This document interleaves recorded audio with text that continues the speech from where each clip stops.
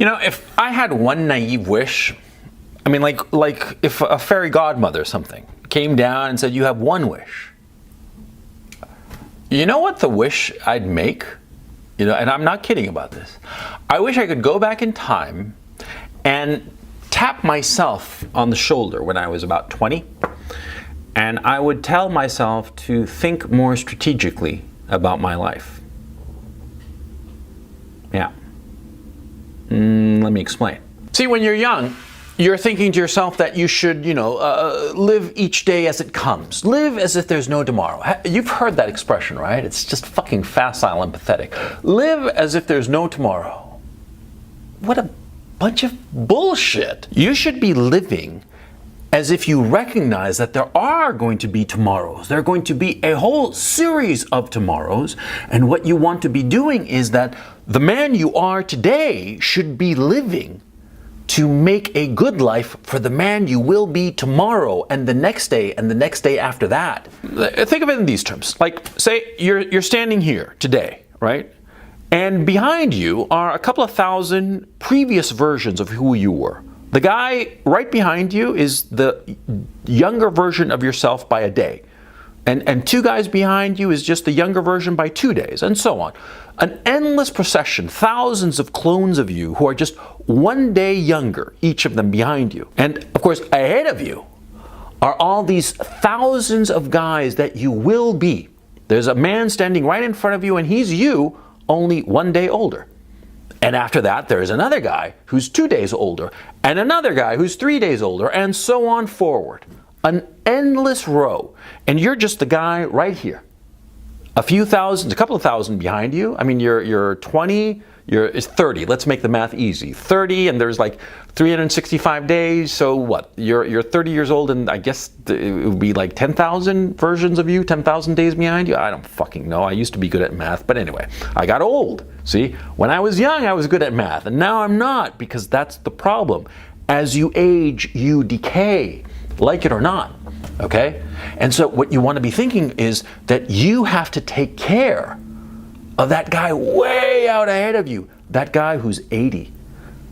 That version of you who's 80. That man you will become. You want to be making decisions today that are going to be affecting that guy way ahead of you in the line. That 80-year-old man who's going to be old and decrepit, because you will. Let me just clue you in. There is no way to avoid it. You're going to hit 80 one day, and you're going to be an old and decrepit man, and your life is going to be over. And so you want to be thinking today how to make that guy happy, how to make that guy have a fulfilling life. You want to be thinking to yourself, what do I want that 80-year-old man's life to look like? You see what I'm saying? You understand what I'm saying by strategizing, having a strategy insofar as living? You see? Because see, the decisions you make in your 20s and your 30s are the decisions that you're going to have to live with for the rest of your life. Because as you get older, the options that you have in your life become fewer. Okay? Like you graduate from high school, for instance. You graduate from high school and you can go to college and be anything, right? You can be an engineer or a doctor or a lawyer or whatever. But, there's cost of opportunity. And what does cost of opportunity mean? It means that if you take one road, that means that all the other roads, all the other avenues, all the other options and possibilities, they get closed off. If you decide that you're going to be an engineer, you can no longer be a doctor or a lawyer, or you could perhaps, but it's going to be an enormous effort, right? For all intents and purposes, if you decide to be an engineer and do 5 years and the master's and the whole shebang, that's it for being a lawyer. You ain't going to be a lawyer or whatever else. You see what I'm saying? That's what happens with life. As you advance through life, your options become fewer. Because when you're young, you have to realize that the decisions you're making today are going to affect the life of the man you will be when you're 80. And so that's why you have to be thinking strategically. Now, what do I mean by thinking strategically about your life? Well, it's very simple. In a war, right, The general, the great general, he thinks strategically, and he's a strategic genius, they say. Now, what does that mean? Well, it means that he comes up with a strategy to achieve his objective. In your life, what are you aiming for? Well, you want to be thinking of what kind of life you want to capture in the end. Do you want to be a very rich man with a lot of money, or do you want to be a man who has enough money and he has a family and he has friends, or do you want to be a fucking loser? Right? Because if you don't think about these things now, that's what you're going to wind up being. Think of all those greeters at Walmart. You see those old guys sitting there at Walmart or standing there at Walmart, you know, and they're in their late 50s, 60s maybe, and they're standing there and they're greeting people as they come in, right? And I bet you 9 times out of 10, those guys are going to be very decent men, good men, decent people. And some of them, I bet, are going to be pretty goddamn clever. They are.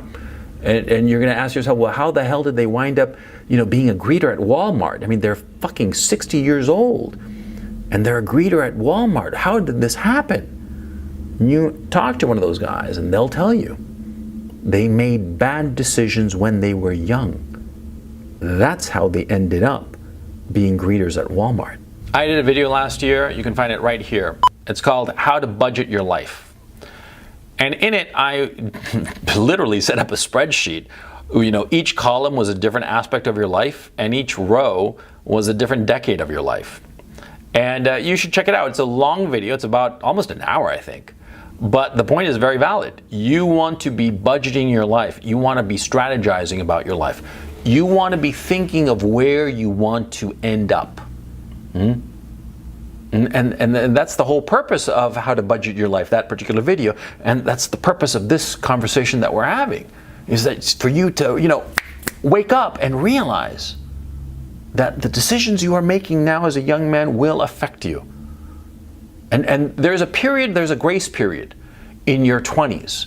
Basically, you can argue that most of your 20s, between the ages of 18 and 28, is just a giant grace period where you can fuck around. It's a gimme, okay? It doesn't really matter what you do.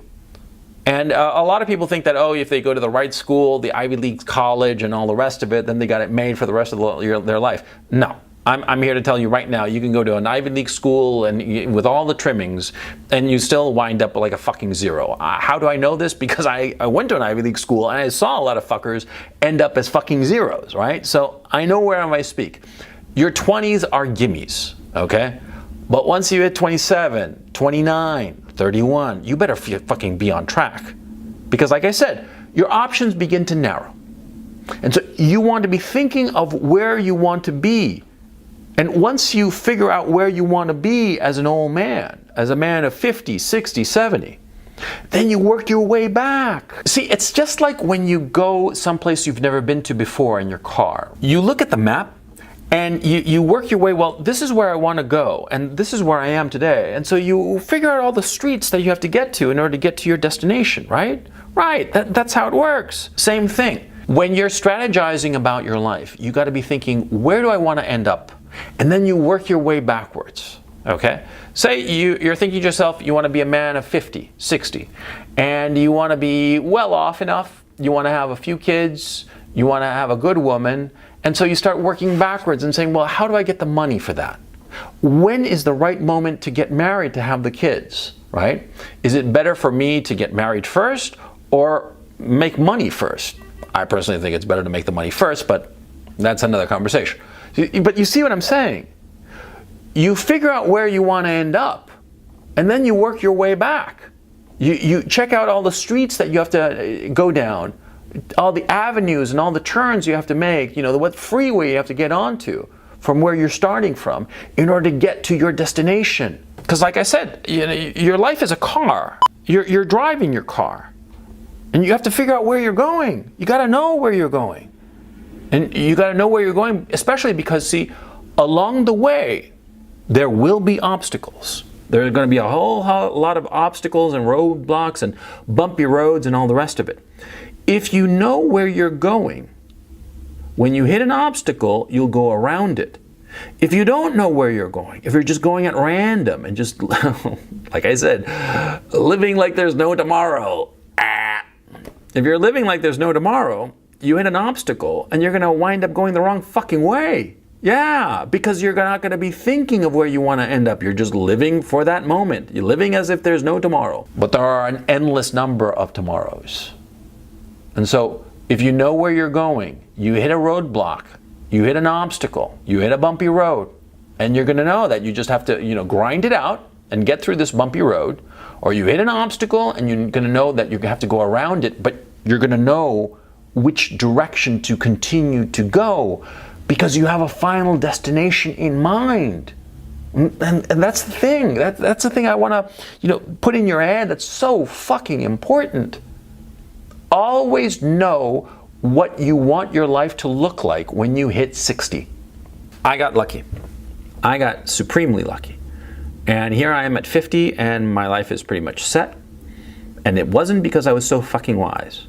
It was because I was goddamn lucky. But you cannot bank on luck. It's crazy to bank on luck. You got to be thinking about it, okay? And the more you think about it, strategizing it, the more you prepare, knowing that you will hit 60, 70 years old, knowing that you have to make wise decisions now that you're young so that when you hit those target ages, you're going to be in good shape financially, emotionally, all the rest of it. Yeah, you have to be making decisions now.